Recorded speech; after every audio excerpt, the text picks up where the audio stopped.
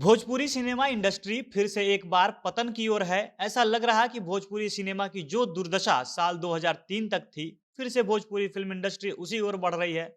फिल्में चलनी बंद हो गई है। सिनेमा हॉल्स तक दर्शक नहीं पहुंच रहे हैं। अगर 10 फिल्में बन रही हैं तो उसमें से मात्र 2 फिल्में ही ऐसी होती हैं जो सिनेमा घरों में रिलीज हो पाती है। बाकी सब डिजिटल और सैटेलाइट प्लेटफॉर्म तक ही सिमट कर रह जा रही हैं। और इसका कारण है कुछ भोजपुरी भोजपुरी से जुड़े हुए लोग, यहाँ काम करने वाले सुपरस्टार एक्टर्स और इन सब कारणों से भोजपुरी फिल्मों के वो प्रोड्यूसर जो अपनी किसी और क्षेत्र से हुई कमाई को फिल्मों में लगाते हैं, उनको भारी नुकसान झेलना पड़ता है और वो इंडस्ट्री से दूर होते जा रहे हैं। हालांकि भोजपुरी सिनेमा देश की इकलौती ऐसी फिल्म इंडस्ट्री है जिसके दर्शक सारी बोलियों और भाषाओं के लोग हैं। विदेश तक में इसका असर है। यूट्यूब पर भोजपुरी गाने बॉलीवुड से भी ज्यादा देखे जा रहे हैं। भोजपुरी के हीरो और गायकों की शोहरत इतनी बड़ी है कि अब वो संसद तक पहुंचने लगे हैं। लेकिन इतना कुछ होने के बावजूद भोजपुरी सिनेमा का हाल बहुत ज़्यादा खराब हो चुका है। सिर्फ बीते डेढ़ दशक में भोजपुरी सिनेमा ने सब कुछ देख लिया। पहले इसने ससुरा बड़ा पैसा वाला जैसे फिल्म से खुद को जिंदा होते हुए देखा और अब अपना अस्तित्व सिमटते हुए भी देख रही है। आज हालत ये है कि अमिताभ बच्चन, अजय देवगन, मिथुन चक्रवर्ती, हेमा मालिनी जैसे सितारों को साथ लेकर भोजपुरी फिल्में बना चुके निर्माता अब भोजपुरी फिल्मों का नाम लेने से भी चिढ़ते हैं। भोजपुरी के कुछ दिग्गज निर्माता जिन्होंने बहुत अच्छी अच्छी फिल्में बनाई थी, उन्होंने कुछ निजी चैनल्स को अपना इंटरव्यू देकर अपना दुखड़ा सुनाया है, जिसके बारे में विस्तार से हम वीडियो में आगे बात करेंगे। पर उससे पहले नमस्कार, झमाझम भोजपुरी देख रहे हैं आप और मैं हूं सन्नी मिश्रा। कैमरे के पीछे हमारे साथी विशाल खड़े हैं।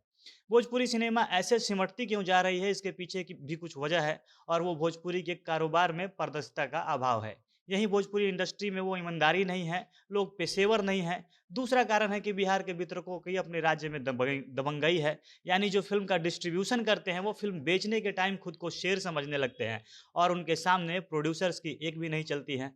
इसके अलावा एक और बड़ा कारण है कि बिहार की किसी भी सरकार का, यानी अब तक भी जितनी भी सरकारें रही हैं, उसका इस मामले में कोई भी दखल नहीं रहता है। वो फिल्मों के कल्याण के बारे में कभी नहीं सोचती हैं। निर्माता बीएन तिवारी का कहना है कि फिल्म ससुरा बड़ा पैसा वाला जब आई थी तो लगा था कि मामला सेट हो गया, लेकिन ऐसा कुछ हुआ नहीं। इसके पीछे वजह बताते हुए वो कहते हैं कि मैंने एक फिल्म बनाई थी देवर भाभी, वो एक साफ साफ सुथरी फिल्म थी। भाभी को हमारे यहाँ माँ का दर्जा दिया जाता है, लेकिन जब मैंने फ़िल्म देवर भाभी को बिहार के वितरक को दिखाई, तो वो बोले कि ये तो एक वेजिटेरियन फ़िल्म है। वेजिटेरियन से मतलब कि ये फ़िल्म अश्लील नहीं है। वितरकों का कहना था कि लोग भाभी का मतलब समझते हैं कि भैया के बाद भाभी पर भी हमारा पूरा अधिकार है और ऐसी ही फ़िल्में यहाँ पर चलेंगी। फिर वो सवाल करते हुए पूछते हैं कि बताइए इस मानसिकता के साथ कौन-सा सिनेमा जीवित रह सकता है?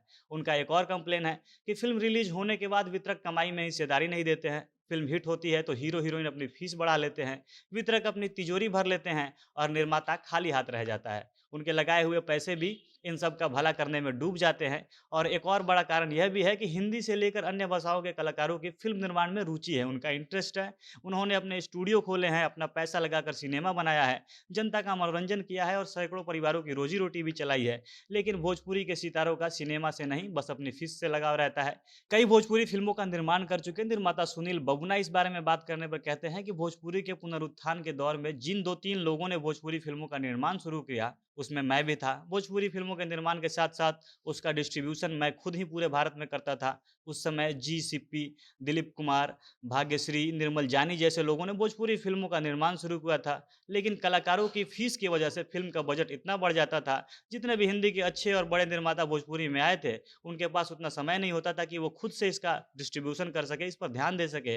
और जब डिस्ट्रीब्यूटर फ़िल्में बेचता था, तो उसका बराबर हिसाब नहीं मिल पाता था और एक मुश्त राशि में फ़िल्म को बेच देने पर कमाई नहीं दिख पाती थी। यानी कोई फ़िल्म जब नहीं आती थी और सस्ते में बिकती थी और वो फ़िल्म आगे जाके बड़ी हिट हो गई, तो उसका फ़ायदा प्रोड्यूसर को बिल्कुल नहीं मिलता था और इसी के चलते ये सारे निर्माता भोजपुरी सिनेमा से अब दूर हो गए हैं। दुलारा, सात सहेलियाँ, दुश्मनी जैसी दर्जनों फ़िल्मों का निर्माण कर चुके दुर्गा प्रसाद मजूमदार कहते हैं कि भोजपुरी सिनेमा में वही निर्माता सुरक्षित रहते हैं जिनका खुद का डिस्ट्रीब्यूशन नेटवर्क है। लेकिन पिछले कुछ सालों में तो फिल्में थिएटर में ढंग से रिलीज ही नहीं हो रही है। अब तो डिस्ट्रीब्यूशन का भी खेल समाप्त हो गया है। नई निर्माताओं को डिस्ट्रीब्यूशन परेशान करते थे, लेकिन अब वह जमाना भी चला गया। परेशान तो तब करेंगे जब फिल्में थिएटर में रिलीज होंगी। अभी जो भी फिल्में रिलीज हो रही है उनकी कोई रिकवरी नहीं हो रही है, सारा पैसा डूब जा रहा है। निरहुआ रिक्शा वाला जैसी हिट भोजपुरी फिल्म निर्देशित कर चुके दिनकर कपूर कहते हैं कि जब तक थिएटर में टिकट की बिक्री डिजिटल नहीं होगी, ऑनलाइन नहीं होगी, तब तक भोजपुरी सिनेमा के डिस्ट्रीब्यूशन में धांधली चलती रहेगी।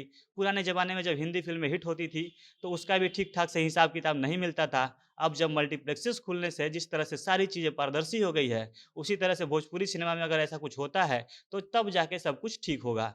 करीब डेढ़ दशक पहले भोजपुरी सिनेमा का ऐसा दौर शुरू हुआ था कि जैसे सबको लगा था कि भोजपुरी सिनेमा में खूब कमाई हो रही है। हिंदी फिल्मों के तमाम निर्माताओं ने भोजपुरी फिल्मों का निर्माण शुरू किया और उनका बेहद बुरा अनुभव रहा। सुरेंद्र पाल ने मनोज तिवारी और श्वेता तिवारी को लेकर एक फिल्म बनाई थी, ये भौजी के सिस्टर। उस समय की ये बहुत ही महंगी फिल्म थी। मनोज तिवारी, श्वेता तिवारी के साथ मुकेश खन्ना ने भी फिल्म में एक्टिंग की थी। फिल्म रिलीज हुई तो सुरेंद्र पाल को भारी नुकसान झेलना पड़ा और इसके बाद कभी भी उन्होंने मुड़कर दोबारा कोई भोजपुरी फिल्म का निर्माण नहीं किया। बाकी आपका क्या मानना है कि भोजपुरी फिल्मों का इतना बुरा दौर क्यों वापस आ गया है? कमेंट करके हमें अपनी राय ज़रूर बताइएगा। झमाझम भोजपुरी देख रहे थे आप।